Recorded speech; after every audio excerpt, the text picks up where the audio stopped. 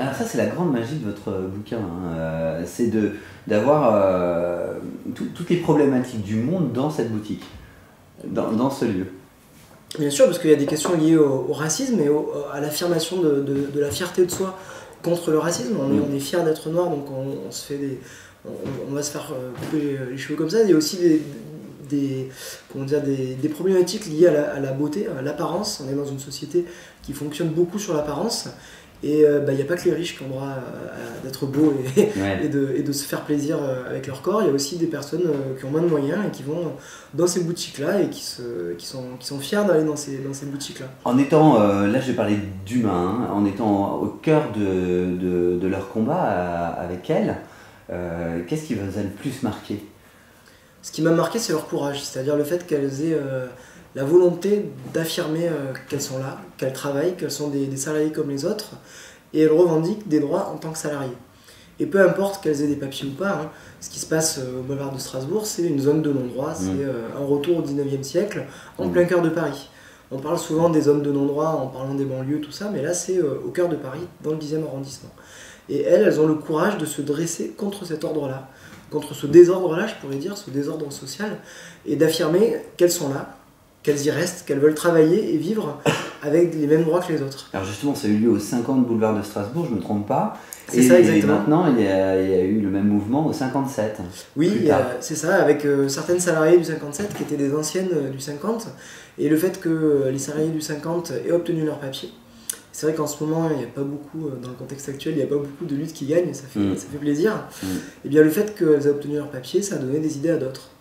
Mais voilà, cette lutte du 57, ça fait plusieurs mois qu'elle dure, et malheureusement, pour le moment, elles n'ont pas encore obtenu satisfaction. Donc c'est ça que je voulais savoir. Voilà, parce que c'est aussi tout un système dans tout le quartier qui repose sur ce travail, sur cette exploitation. Et malheureusement, voilà, il y a un gouvernement qui est réticent pour le moment à accorder des papiers. Pourtant, on a vu par exemple, lors de la prise d'otage de Vincennes, ce terrible drame antisémite, on a vu comment un salarié de l'hypermarché Cachère qui s'appelle Lassana Batili, qui est un ancien sans-papier, comment il a courageusement sauvé la vie de plusieurs personnes. Cette personne-là, s'il n'avait pas été régularisé, il aurait peut-être été expulsé, il n'aurait peut-être pas été en France pour accueillir cet acte de bravoure. Bien, ces femmes qui se battent et ces hommes qui se battent... Au-delà, je me permets de vous couper mais il y a aussi un autre message derrière ça, c'est que le vivre ensemble en France est tout à fait possible. Bien sûr. Puisque un musulman était ami avec un juif, hein, c'est de ça dont il s'agit. Et qui travaillait aussi dans un... Ces femmes-là, à leur manière, c'est des héroïnes. Elles se battent pour sauver le droit du travail, en quelque sorte. Et c'est vrai que ce qui est intéressant dans cette lutte, c'est que c'est pas les Français contre les étrangers ou les Français contre les immigrés. Ce qui se passe dans ce quartier-là, c'est qu'on a des salons dans lesquels les salariés sont souvent sans papier, mais les patrons, ça peut être aussi des étrangers, c'est pas forcément des Français. Les propriétaires des murs qui trempent un peu dans la combine, quand même, souvent, c'est des Français. Et je dirais que ceux qui ont été solidaires, c'est des habitants du quartier, des syndicalistes, des citoyens tout simplement. Donc les syndicalistes ont encore leur raison d'être. Oui, bien sûr. C'est bien de le dire, parce que c'est assez polémique. C'est aussi une manière de renouveler le syndicalisme, parce qu'aujourd'hui c'est difficile de se syndiquer. Et il y a beaucoup de salariés qui sont précaires, pas que des étrangers, pas que des sans-papiers, des Français aussi qui sont précaires. Et le fait que le syndicalisme arrive à se tourner vers ces salariés-là, c'est aussi une voie pour le syndicalisme pour se renouveler. Et dans cette lutte-là, moi j'ai rencontré d'anciens sans-papiers qui avaient été régularisés des années avant, et Fadima par exemple, un des personnages du livre, et qui là venait en solidarité avec ces personnes-là. Et je dirais qu'en fait tout ça c'est éminemment littéraire, c'est-à-dire que on a là un récit, on a là des personnages qui sont beaux, qui sont épiques à leur manière, et je pense qu'il y a vraiment de quoi en faire un récit littéraire. Et c'est un peu l'ambition de ce livre. Ah non mais c'est clair, moi je l'ai lu, en plus en une soirée, hein, vraiment, hein, parce qu'on s'attache vraiment au personnage. Alors par contre, vous m'excuserez, mais j'ai retenu le prénom de personne, et c'est pas grave. Et oui, les prénoms chinois, ce qui est plus important, voilà, ce qui est plus important, c'est s'attacher aux êtres qu'il y a derrière les prénoms. Donc à la rigueur, les prénoms finalement, c'est pas très... Non, c'est vrai. C'était pas le plus important du livre. Mais et puis on qu'on vit, tout ce qu'elles vivent par procuration, hein, par le biais de ce livre, et c'est pas mal parce que ça éveille les consciences, et c'est pour ça que je voulais vous rencontrer pour qu'on en parle. Merci beaucoup. Hein. Question qui va clôturer cet entretien et plus ouverte.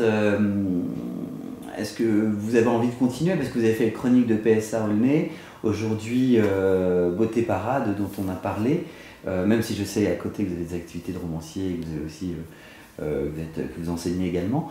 Est-ce que vous voulez continuer Moi oui bien sûr, au départ quand j'ai fait Avant de disparaître chronique de PSA Aulnay, c'était un premier documentaire littéraire. J'explorais un peu ce genre qui n'est pas tellement commun en France en fait. Et Beauté Parade, je pensais pas en fait, le faire si tôt, en fait. Je pensais pas refaire si tôt un documentaire littéraire. Mais voilà, l'actualité s'est imposée à moi et je me suis dit qu'il fallait que je fasse ce livre. Alors du coup, il y a d'autres sujets en cette histoire. Alors pour le moment, non, j'ai pas d'autres sujets en tête. Je me dis que ça serait intéressant peut-être de travailler sur un fait divers. Voilà, mais j'attends que l'occasion se présente, que l'actualité se présente. Et puis je travaille aussi sur un roman qui est un roman de pirate. Donc c'est encore une autre aventure. En tout cas, le documentaire littéraire que vous nous proposez avec Beauté Parade, je trouve que le sujet n'était pas si évident que ça à trouver en plus. Hein.